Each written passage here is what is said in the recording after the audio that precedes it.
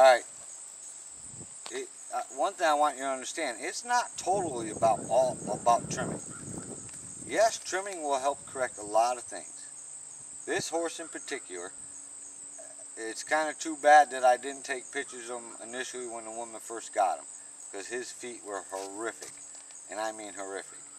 But I've seen a lot of this stuff, and I know a lot of this stuff can be fixed.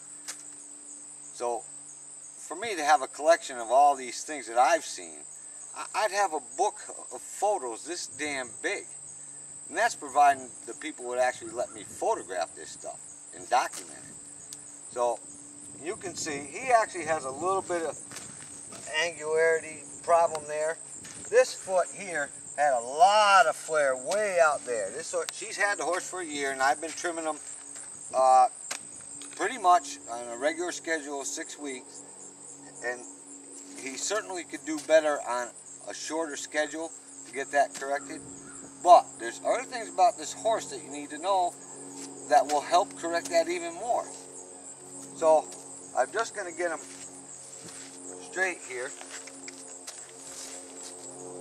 And I want you to look down his center line and how we'll see what he does if I can get him to just kind of stand still. So I'll switch from side to side, but this is how he stands primarily. See how his head and neck are off this side of his center line? This is how he stands, even when you're on him. And this horse, when I got him in, had a lot of tension on this side. He always wants to turn right, just like Rocky, but Rocky always wanted to turn left, if you look at that other video. So, correcting this stuff is going to help this horse a lot. He's been in training for 3 weeks. So a lot of it has gotten better, but he still wants to stand with his head and neck, and that's why I'm switching sides to see he actually is getting much better with the human on this side. So see, he'll actually suck to me on this side, which is part of helping him get over this. So anytime you're on this side of the horse, you want his mind tipped over here. But recognize the fact that when you ride a horse like this, what his patterns are as to where he wants to go. Does he always want to turn right? Does he always want to turn left? And then you got to take into the fact of what is to the left. You know, it might be the rest of the herd, or it might be the barn. But you just get accustomed to all these things. So, you know, standing here, and especially if I step back here more, I want him thinking more to be where I am. So like I said, a lot of things have gotten better, and I'm going to get on him and show you. So see, he doesn't tip his head as much this way. He certainly will if I step back some. If I move, he will, but this is how he primarily stands. And it's a lot has to do with the human. How he feels about the human when they're on this side. So I'll get on him and I'll show you what I do to help fix this, because it'll help fix the angularity problems, at least in the hoof. It's not that you'll get it perfect. He's 18 years old, so it certainly will get better than what it is. So it's not all about trimming. All right. So here you go right now. It's not quite that crooked right now, but that's what he has a tendency to do. Every time he relaxes, he goes that way. See, his head and neck are tipped to that side of his center line. His body here has got curvature this way. If you got a horse that's always thinking about going right, and is a lot of tension on this side when you put leg on him, you're not helping anything.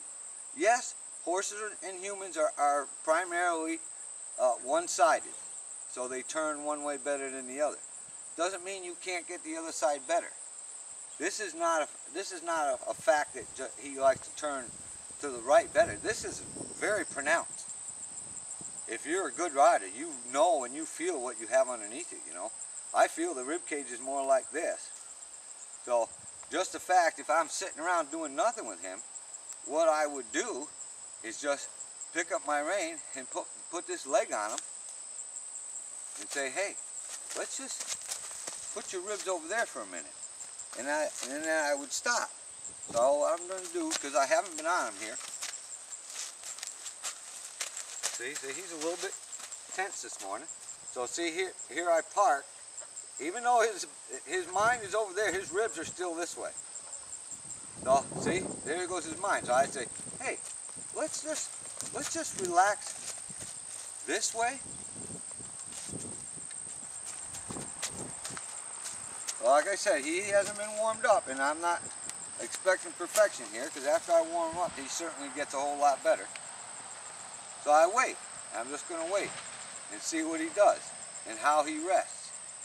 And already, his pattern is always to be with his mind over there. So even if I'm just resting with this horse, I'm going to let him rest for a little bit, and then I'm going to say, hey, how about it if we just rest with our body this way, like that, and leave him alone. He tips his mind over there, I'm going to say, hey, how about if we just do that? Just these simple little things. See, well, for a second there, his neck was actually tipped this way, and it was only bent here over that way. So I'll go again, I'll say, hey, let's just soften this way, and let's rest like this. And that's what I would do with him, just at a rest. And when I'm riding him, I do a lot more lateral work to the right. So if I rest here now, see, his head and neck are that way.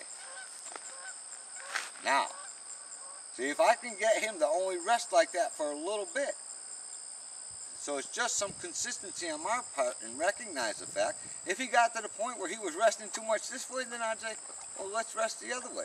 But see, if I give him a couple minutes, see, his mind will go to the right, his ribs will go to the right, and I'll say, hey, let's just do this, like that. Get him to tip his mind over here more, and let's just rest like this. And pay attention to how long will he stay like that. And that's all there is. A lot of this stuff is not difficult. But see already, so it lasted how long? You know, a few seconds. So I'd pick up here and I'd say, let's just rest like this. The hindquarters is not resting.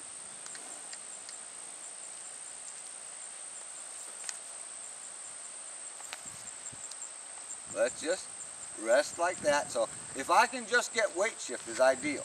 That's all I really want. I don't want him to move his feet. I just want him to shift his weight that way. In order for him to shift his weight that way and not move his feet, he has to put his ribs over there. But see how he goes? But that's it. It's just a matter. I'll get him away from the fence here. But and so if I did move him laterally to the left, I would say, let's just shift our weight there. If we can. If we can't, we won't. And let's just rest with our ribs that way.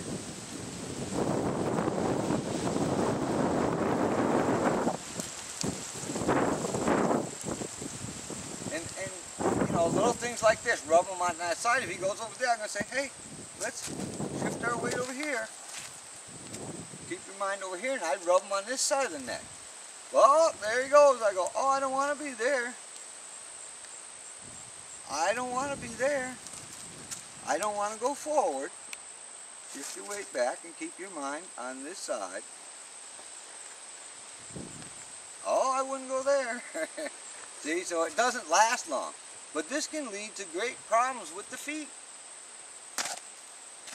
So if you got crooked feet on your horse, you can't blame everything on a farrier. He can only fix so much with certain time periods. Sure, I could keep them a lot straighter if I trimmed them, say, every 3 weeks. I could get rid of a lot of that stuff a lot better. But I wouldn't be getting rid of this, which is probably, more than likely, a lot of the problem.